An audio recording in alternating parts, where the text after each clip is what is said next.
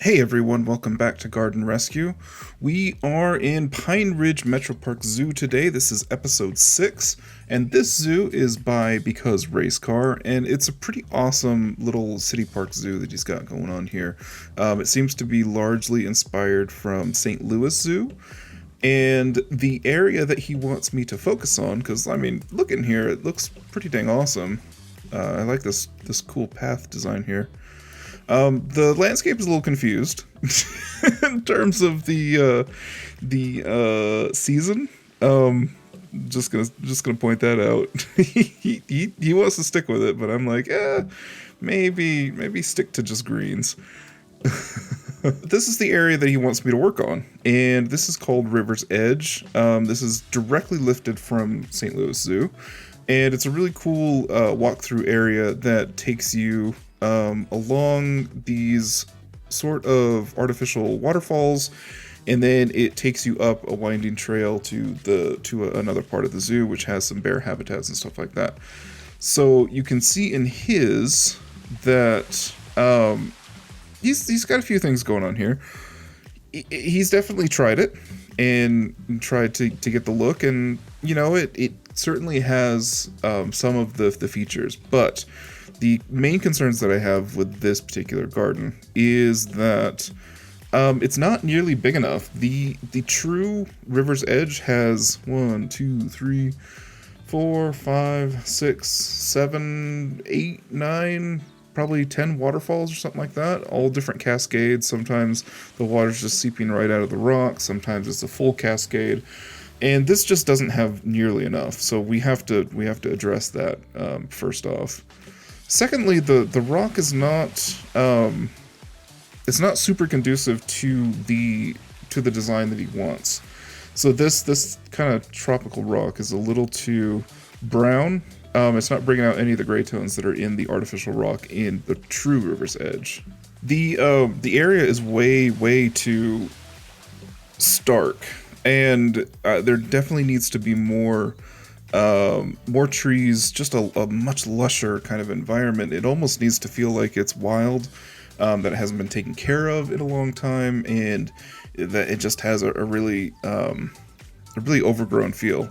That's not the case here yet. And then the other issue that I see is that his is completely flat, and that's kind of important to the River's Edge garden, is that it goes up a continuous slope to the upper plateau. And so with this not having it at all, it just kind of loses it a little bit. It's still, it's still a nice little pocket area, but I think we can make it more of a feature. And then the last thing is there's not nearly enough path. So the true River's Edge should come around this sort of horseshoe falls area, and then it should turn, and then there should be another falls, and then it should start making its way up with big wide switchbacks, and then up here should be where the plateau ends, and that's where the bear sanctuary should be. And then he did tell me off camera that this particular habitat, he just put it in there so that he could have some bears. He said that we can get rid of it, so we are definitely going to do that. So all in all, another challenging garden rescue, but I enjoy the challenge, and I think it usually turns out with some pretty good results. So let's get going.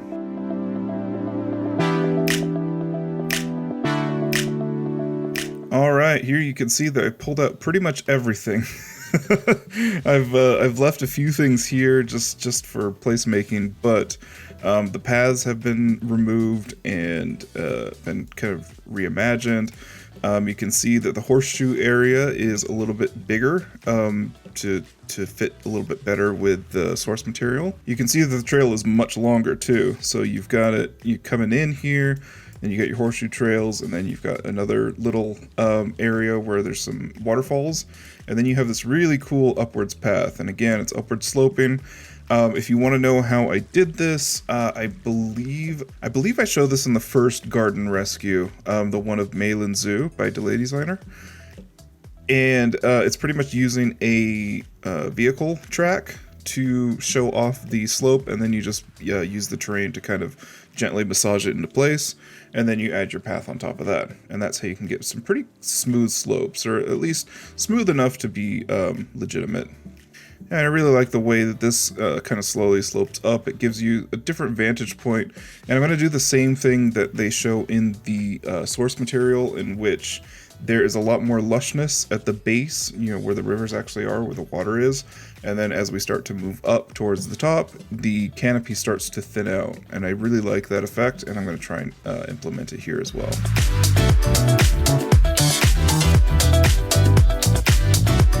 Alright, here you can see we've got a little bit more work done on the Horseshoe Falls, probably the most important part of the whole river's edge area.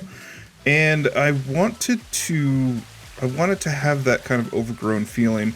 The source material just happens to be, the street view happens to be, I don't know if it's in early spring or if it's in late fall or something like that. It seems to be like early spring. But none of the leaves, or none of the trees really have their leaves out yet, and so I have to kind of imagine what it would look like. But there is a lot of stem material, and there's a lot of kind of structural trees, so I imagine it looks something a lot like this, which is super, super lush, and it's almost hanging over. And the way that I've been able to capture this feeling is using the sunken mangrove trees, and also the mangrove apple trees, which have this really cool kind of knotty texture. The rocks I formed by using certain rock pieces, and then when I have a design that I like, so I like this little outcrop, I've actually copied it and pasted it in a few different places as well, to just make sure everything looks continuous and that it all works in the design together. And then for the waterfalls, since we have some pretty good particles in the game, I didn't have to do too much, but I did do something that you might not do yourself, and I want to show you that. So I'm going to go underneath the ground, and instead of just using straight waterfall particles, because I do have some, like on this guy, so you can see some of the white particles coming down like that. I also have 5 different fountain particles that are giving me this kind of broken water, and also the water effect seems to be a little slower, so it looks a little bit more realistic, because I'll show you. So the waterfall midsection runs pretty dang fast, and it looks a little jarring if you only ever use that as your waterfall. So sometimes what I do is I put these, where is it? Yeah, water jet large. I don't know if it necessarily is slower, but it just feels like it's acting as water a little bit better than some of the waterfall particles. And so what I'll do is I'll kind of sink that underneath and then kind of angle it out so that I get this arc of fountain. And that fountain then becomes my waterfall feature. Yeah, I can't really tell if it's going the same speed or not, but this feels like it's going way too fast. And this feels like it's actually kind of breaking up, like the water is breaking up and it's a little more natural. So I really like this fountain method. All in all, I've used the same texture over and over and over again. I pretty much use the same rock.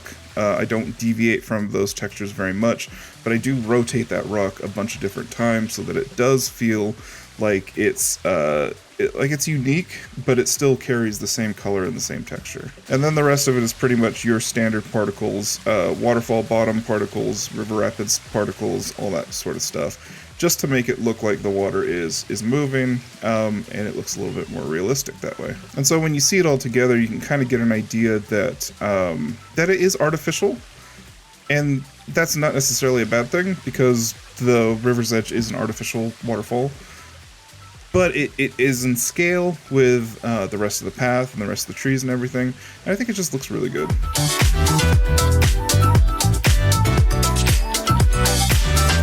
Bit of a jump here, but I wanted to show that I was working on the trail on the upward slope as well. And you can see that it carries some of the same trees that are in the watery area, but also it's gotten a little drier. It's gotten a little sunnier. And so you've got this lovely path coming up, and I can show you from the bottom here. So you've got this really like dark green arrowwoods, mangrove trees, that sort of thing. Oh, and there's some work over there too that I want to show you. But you got this going on here, and then as you start to make it up a little bit, then other things start to come into play. So it's drier things like this grass or this red willow here. And you still have a few kind of wet area things like bamboos and stuff like that. I did notice that was part of the St. Louis Zoo plant palette. But as you go up, the canopy becomes less and less, and the sun gets a little brighter. And so if you look to the right, you see down into the path that you just walked. Very lush, very green. And then when you look up to the other side, it's very dry, and there's pretty much nothing left. So once you get up to this point, it's pretty much the bear exhibit and the top of the plateau. I think that's a pretty important part of this particular garden, that it does slowly start to get less and less. And that's something that you can apply to your own gardens as well. If you've got an area that's newer or an area that's drier, don't have as many trees. Just slowly start to feather back the canopy, and it will look very dynamic and very cool. And then in this front area, River's Edge definitely got a new sign, something that's a little bit smaller, a little bit closer to the River's Edge in St. Louis. I would like it to be a 3D sign, but at the moment, I don't know if we have anything that small, so right now it's a 2D sign. And then pretty much a lot of the same. And these kinds of palettes are not necessarily a bad thing. They actually do more to unite than they are kind of interesting. But what is interesting is that you do have this kind of openness. You have some of these rocks here. You have this slope, and you have some of this layering with the vines and the roots and everything. And it does feel a little bit more overgrown, a little bit lusher, just a little bit greener altogether. And so now as you walk into this, you can slowly get enveloped by all the trees and stuff like that. You see the river's edge. And then as you pass around that stone, you come right into the Horseshoe Falls, which are just really a lovely sensory experience. See a little bit of the sun kind of poking through, but it's very lush, it's very shaded. It would probably be very misty in here with all the water splashing and stuff like that. And then on this side does not have any of the falls, but it still has some of the overgrowth. And so a lot of marula trees, a lot of arrowwoods, a lot of the liana vines, because they really look very good. They look like vines kind of growing off of the rocks and stuff like that. And then a few bird's nests thrown in there just for some texture. Another thing I learned when doing this area is that more is not necessarily more. And I had this area a lot more dense. And then as I started to take trees away, the structure and the depth and everything started to get a little bit prettier. And I realized, oh, that's because in the source material as well, there are a lot of trees in the area, but they're not all on top of each other. And so by having these little pockets of openness, you get this sense of depth, and especially when you're walking through it, it just feels very, very deep. I think that's the best way to get the kind of forested feel, is to not try and put your forest into one single plane, but spread it out over a larger area.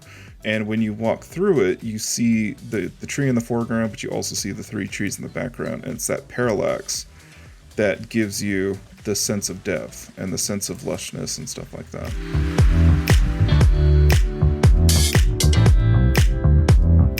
All right, and here you can see the final update, and this is the garden. It's completely filled in, and let's just take a tour, shall we?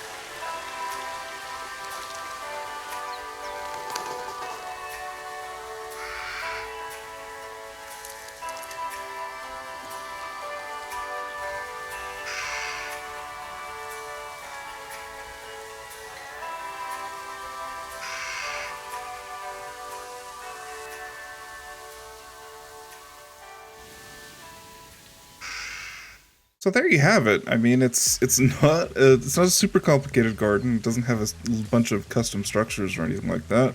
But it's really peaceful, and it's beautiful the way that the levels it just allow you to see everything, and also how it conceals your view from seeing anything when you're down here, and then when it kind of shows off everything that's going on up here.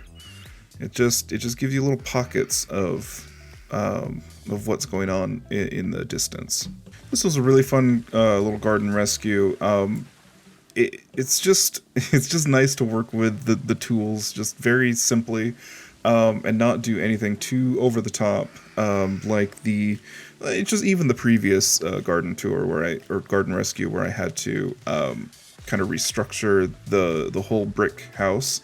That wasn't the case here. It was pretty much just working very naturally with the terrain, with the pathing. Everything is very simple. There's not really a whole lot here that you can't really apply in your own zoos. It just uses a lot of the techniques that I show you throughout my channel. A lot of massing. You can see just in the grass here. There's nothing but grass. I mean, there's some reeds in there too, but it's mostly just grass, and that's what gives it this kind of unified green look. Same with the arrowwood. The arrowwood is just massed all over the rocks, and it gives us this really lush, kind of overgrown feel. It's when you use more of the same, when you use like the same stuff over and over again, you just kind of rotate it or put it in a different way. It can really create a beautiful kind of garden palette. So if you liked what you saw today, you know what to do. And next time, we have a pretty special garden rescue where I go back to one of my childhood games, the Myst series, the Myst puzzle series, and I'm going to design a garden based off of one of the ages of Myst. And I think you're going to really want to see it because I am super excited to show you guys what I've been working on. So until next time, I will see you later, guys. Have a good day. Bye.